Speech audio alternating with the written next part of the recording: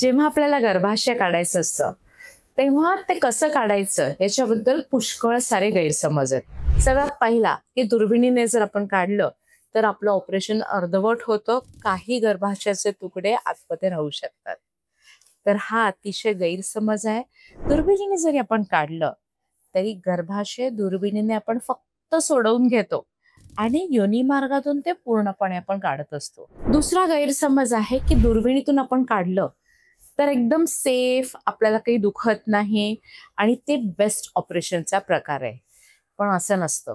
जर गर्भाशय आपलं आधीच खाली सरकलेलं असेल किंवा योनी मार्गाचं तोंड खूप मोठं असेल आणि तिथे पण काही करेक्शनची गरज असेल तर दुर्बिणीपेक्षा सुद्धा आपल्याला योनी मार्गातून सर्जरी करणं जास्त उपयोगाचं असतं, फायदेशीर असतं. आणि त्या सर्जरीत सुद्धा कुठंही पोटावर टाका नसतो आणि पूर्णच्या पूर्ण गर्भाशय बाहेर निघू शकतात. त्यामुळे गर्भाशय कसं काढायचं याचा निर्णय तुमच्या डॉक्टरांना घेऊ द्या.